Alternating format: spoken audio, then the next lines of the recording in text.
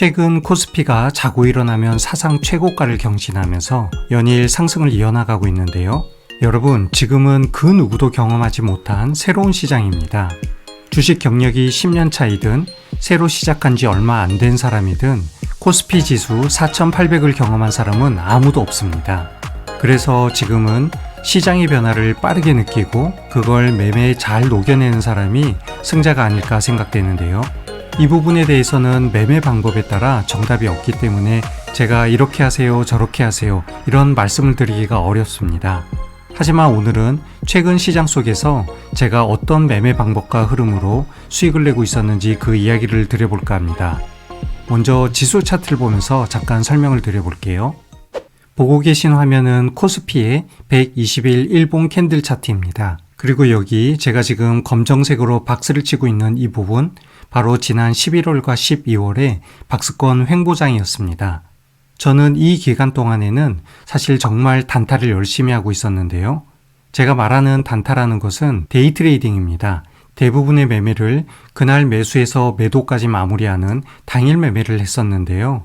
당시에는 박스권 내에서 아주 짧은 파동으로 종목의 순환이 너무 빨랐기 때문에 종목을 오래 끌고 가기보다는 짧은 매매로 당일 마무리를 하고 다음날 새로운 테마에 다시 집중하는 그런 매매를 이끌어갔습니다. 하지만 2026년 1월이 시작되면서 지수가 박스권을 돌파했고요. 꾸준히 우상향을 하고 있는 상황입니다.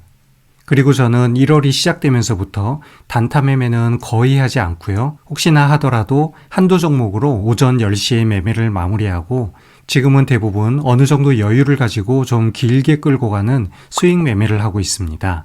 그래서 제가 오늘 보여드릴 매매 사례는 짧게는 일주일, 길게는 지난 6개월 동안 길게 끌고 가던 수익 매매 종목들 어떤 타점으로 매매를 하고 있었는지 세부적으로 한번 살펴보도록 하겠습니다.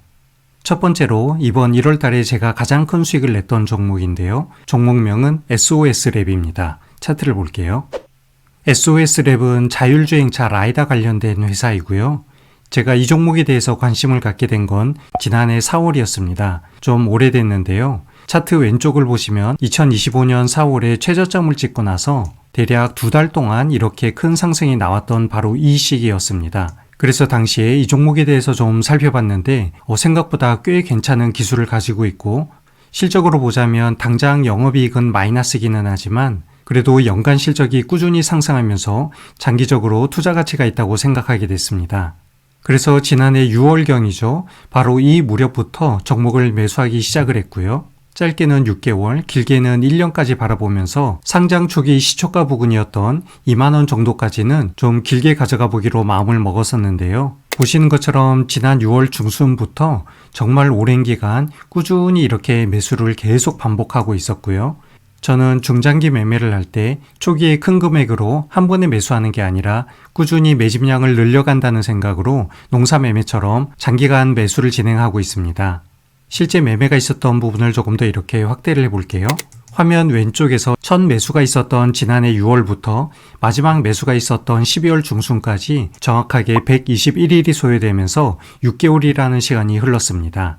이렇게 긴 기간 매매를 하다 보면 정말 힘든 시기가 많은데요. 예를 들면 지난해 여름 8월과 9월 무렵에는 조선 방산 원전, 조방원 테마가 시장의 자금을 거의 휩쓸었고요. 또 가을이 되면서 10월과 11월, 올해 말까지는 코스피의 대형주가 큰 상승을 가져가면서 제가 SOS랩을 이렇게 긴 시간 끌고 가는 동안 마치 소외를 느낄 수밖에 없는 그러한 시장을 참아야 했던 것입니다.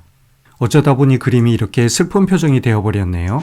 아무튼 SOS랩은 지난 6개월 동안 이렇게 박스권에서 큰 파동 없이 제자리를 맴돌고 있었고 저는 긴 시간 매수를 하면서 매수 평단가를 11,000원에 맞출 수 있게 됐습니다. 그리고 지난해 12월 24일 크리스마스 선물처럼 갑자기 주가가 상승을 하기 시작했고요. 이후 지금까지 큰 상승이 이렇게 나왔습니다. 그리고 보유한 비중을 10등분으로 나눠서 대략 10% 구간마다 분할 매도를 쭉 진행하고 있었습니다. 마지막 물량은 지난주 초였죠. 1월 13일 매도 청산하면서 종목 탈출을 했는데요. 종목을 청산하고 나서 지난주 목요일날 추가적으로 한 번 더 이렇게 큰 상승이 나왔습니다. 하지만 제가 초기에 목표로 했던 이 2만원 부분, 여기까지 주가를 끌고 왔다라는 것이고요. 제가 매수했던 매수 평단가부터 최종 목표로 했던 수익 구간은 80% 정도 됐습니다. 물론 여러 차례 분할 매도를 했기 때문에 평균 수익률은 40% 정도 될 것 같은데요. 아무튼 이렇게 장기간 매매를 한다는 것이 생각보다 쉽지는 않습니다. 특히 짧은 매매 트레이딩을 같이 하는 경우에는 큰 움직임이 없고 시장에서 이렇게 소외받는 종목을 길게 끌고 가는 게 어렵기 때문에 저는 계좌를 조금 분리해서 그 계좌에 미리 충분한 예수금을 넣어두고 계좌 하나에 한 종목만 관리하면서 매일매일 장중에 눈길이 가지 않도록 별도로 관리하는 게 좋은 것 같고요. 실제 제가 매수했던 매매 마크를 조금 더 확대해서 이렇게 보시면 대부분의 매매 마크가 음봉의 바닥 부분에 있습니다. 이렇게 바닥 부분에 있는 이유는 종가 무렵에만 한 번 정도 체크를 하면서 그날 음봉으로 마감했다면 이렇게 일정 금액으로 매수를 꾸준히 이어나가는 것입니다. 이후에도 흐름을 계속 보시면 대부분의 매수 마크가 음봉의 바닥 부분에 있는 것을 알 수가 있고요. 긴 시간 매수를 진행하다 보면 시장의 주도 테마 벗어나서 다소 소외를 느끼더라도 수량을 꾸준히 늘려가는 재미도 있기 때문에 이렇게 장기간 매매를 하게 된 것입니다. 그리고 그 종목을 진입할 때 충분한 공부가 되어 있고 그 종목에 대한 믿음이 있다면 언젠간 이렇게 그 가치가 시장에 발현을 하게 되는 것이고요. 상승이 길어지더라도 조급하지 않고 길게 분할 매도로 이끌어갈 수 있게 되는 것 같습니다. 아무튼 6개월 정도 길게 끌고 간 SOS랩을 살펴봤는데요. SOS랩을 매도하면서 예수금이 다시 확보가 되게 되었고 이 비중으로 새로운 종목을 발굴하던 차에 제가 찾은 종목은 포스코 DX입니다. 두 번째 종목으로 포스코 DX 살펴볼게요. 포스코 DX는 지난해 10월달 바닥을 찍고 나서 한번 상승이 이렇게 나왔습니다. 그리고 나서 하락을 하다가 이후에 박스권 횡보를 시작하게 됐는데요. 여기 제가 첫 번째로 매수했던 날 바로 12월 24일입니다. 아까 SOS랩에서 제가 첫 번째 매도를 했던 날이 12월 24일인데요. 그날부터 포스코 DX 매수를 시작하게 됐고요. 그 이후에 꾸준히 여기도 이렇게 매수를 진행하고 있었습니다. 전체적인 파동 흐름상 3만원을 기준으로 박스권이 이렇게 만들어져서 이 종목도 길게는 6개월까지 바라보고 매수를 시작하게 됐는데요. 하지만 예상치 않게 지난주 1월 14일부터 갑자기 급상승이 나오기 시작했죠. 예전에 농사매매 영상을 진행할 때 설명을 드린 적이 있는데 분할 매수를 장기간 길게 농사매매로 가져가다 보면 예상했던 목표 수량을 채우지 않더라도 갑자기 중간에 이렇게 상승이 나오는 경우가 있습니다.